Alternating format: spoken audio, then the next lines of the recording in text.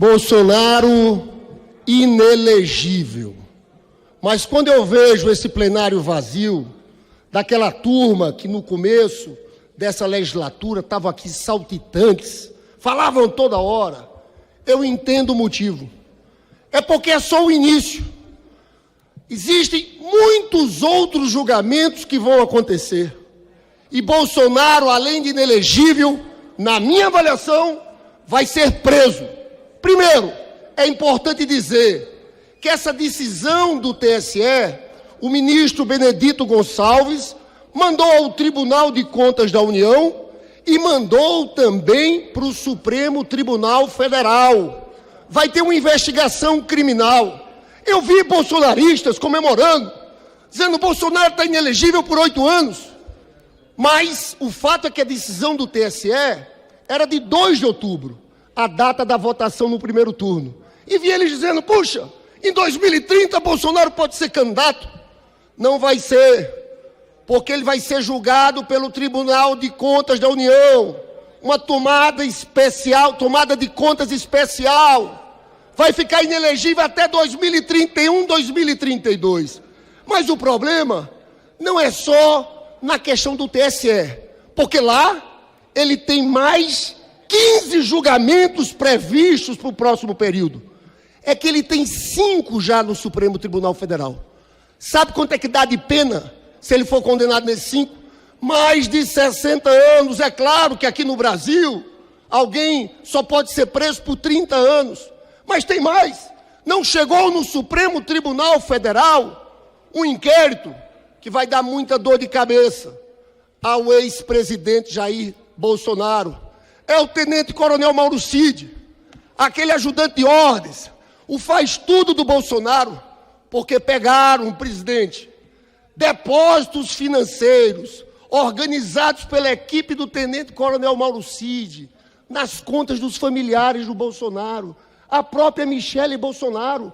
O tenente-coronel Mauro Cid pagava as contas da Michele Bolsonaro, que usava um cartão de crédito de uma assessora do Senado, de uma amiga dela. Tem um trecho, um diálogo do tenente-coronel Mauro Cid, dizendo o seguinte, falando com a assessora de Michele Bolsonaro, tem que parar com essa história de colocar dinheiro vivo na conta, porque vão dizer que é uma rachadinha igual a rachadinha do Flávio Bolsonaro. Tem essa transcrição. Então a situação, o desânimo dos bolsonaristas aqui, eu consigo entender. Não foi só o julgamento do TSE. Eu peço mais 30 segundos, senhor presidente. Não foi só o julgamento do TSE. É tudo que está por vir. Tudo que está por vir no Supremo Tribunal Federal. E o pânico deles com Alexandre de Moraes é porque Alexandre de Moraes, quando quebrou o sigilo dessa turma inteira do Palácio do Planalto, o sigilo do WhatsApp telemático, ele pegou muita corrupção que vai aparecer cada vez mais e levará Jair Bolsonaro à prisão. Esse é o fim desse ex-presidente que afundou. Bolsonaro está inelegível. Foi essa a decisão do Tribunal Superior Eleitoral na sexta-feira. Inelegível porque não respeita a democracia, não respeita as instituições, não respeita as regras do jogo. Quem não respeita as regras do jogo não pode continuar jogando. Portanto, ele ficará fora do jogo. Por 8 anos, Bolsonaro não poderá concorrer às eleições. Atentou contra as urnas eletrônicas, fez reunião para esclarecer sua posição, falou publicamente, atentou contra as instituições. Aliás, o Supremo Tribunal Federal foi uma das instituições prediletas do seu atentado. Fez verborragia, incitou a violência e incitou também ações golpistas durante todo o seu tempo da presidência. Se elegeu pelas regras da democracia e depois quis não respeitar essas regras, ou quis se perpetuar, ficar no poder exatamente indo contra essas regras. Por isso ele não podia continuar. Não adianta Bolsonaro se vitimizar, porque ele não respeitou as regras, não pode continuar jogando.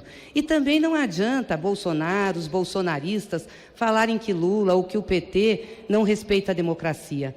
Nós participamos de processo eleitoral desde 1989. ganhando ou perdendo. Aliás, quando perdíamos, íamos para casa lamber nossas feridas e nos preparar para as próximas eleições.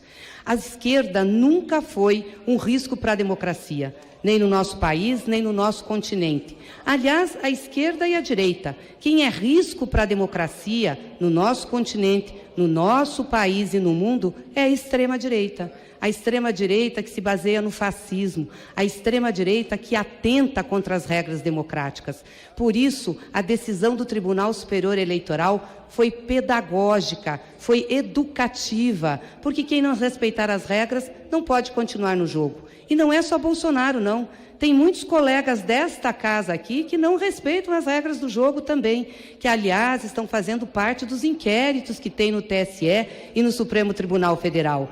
Esses colegas também têm que responder, porque se eles não respeitam as regras pelas quais eles foram eleitos, eles não podem continuar onde estão. Então, eu espero, sinceramente, que o judiciário brasileiro seja firme, seja forte e coloque todos aqueles que pensam como Bolsonaro, que agiram, que por palavras, por ações, atentaram contra o processo democrático, que sejam responsabilizados. E a melhor responsabilização é eles não estarem mais no jogo. A política nesse país tem que ser feita através do processo democrático, da eleição nas urnas, pelo voto popular. É essa a mensagem que fica dessa decisão do Bolsonaro inelegível. Depois do julgamento no Tribunal Superior Eleitoral, onde o inominável se tornou inelegível, o povo brasileiro é que desistiu do Bolsonaro, felizmente, né? Nós não vimos atos, não vimos rebelião, nós não vimos manifestação, nem choro a gente ouviu direito, embora o choro seja livre. E o inominável, inelegível, permanece inelegível e não adianta tentar agora julgar no tapetão com anistia inconstitucional ao Bolsonaro. Aliás, poucos assinaram esse projeto de lei. Então, realmente, o povo brasileiro desistiu, felizmente, da ultradireita, porque foram 4 anos de muito terror que o Brasil sentiu. Mas, presidente, hoje eu vim falar de coisa boa. Nós estivemos agora com o presidente Lula e ele fez a sanção de um projeto dando equiparação salarial entre homens e mulheres. Um projeto excelente.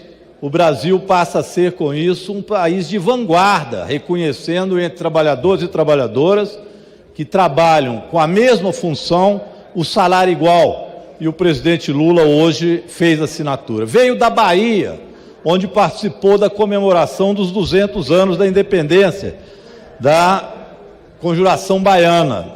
E vai o presidente agora para a Argentina, já deve estar chegando lá. Alguns reclamam que o presidente viaja muito, mas hoje, deputados e deputadas, nós tivemos uma notícia que mostra o porquê da viagem do presidente Lula é tão útil para o país. 111,15 bilhões é o que nós conseguimos arrecadar no Brasil com as viagens do presidente Lula para o intercâmbio brasileiro, seja ele para a questão ambiental, mas também para obras, infraestrutura. E um dado fundamental com isso, a nossa balança comercial esse semestre bateu recorde de todos os tempos. A balança comercial nesse semestre foi de 45,5 bilhões de dólares, 32,9% superior ao do ano passado, quando governava ainda o inominável, hoje inelegível ex-presidente Jair Bolsonaro. Então é muita alegria voltarmos na primeira segunda-feira, após a decisão do Tribunal Superior Eleitoral, e ter dados positivos no Brasil de 6 meses que o presidente Lula governa. E mais uma notícia boa: o Tribunal de Contas da União abriu o processo contra o inominável inelegível, e ele terá que repor também aquilo que tirou no processo que o TSE o denunciou. Presidente, antes de abrir a ordem do dia, eu gostaria de registrar, agradecer inclusive a recuperação da inscrição, e gostaria de registrar o fato político mais importante desta última semana, que foi a decisão do Tribunal Superior Eleitoral, que tomou por 5 votos a 2 a condenação do senhor Jair Bolsonaro à inelegibilidade por 8 anos. Uma inelegibilidade que, obviamente, teve em conta o abuso do poder político e o uso dos meios de comunicação, o uso indevido dos meios de comunicação, inclusive os meios de comunicação oficiais. Mas é importante dizer que essa decisão histórica, importante para a sociedade brasileira e para a valorização da democracia e o respeito à lei eleitoral, não basta para todos os crimes cometidos por Jair Bolsonaro. Até porque ele responde a 24 inquéritos no Supremo Tribunal Federal. Poderia citar vários aqui: apologia ao estupro, incitação a atos golpistas, poderia citar aqui as joias sauditas, poderia citar aqui as milícias digitais. Presidente, senhores deputados e senhoras deputadas, quero primeiro dizer dos êxitos do nosso governo, da felicidade que tivemos a semana passada, como, parafraseando o reitor da Universidade Federal da Bahia, saudou a língua portuguesa pelo prefixo "i".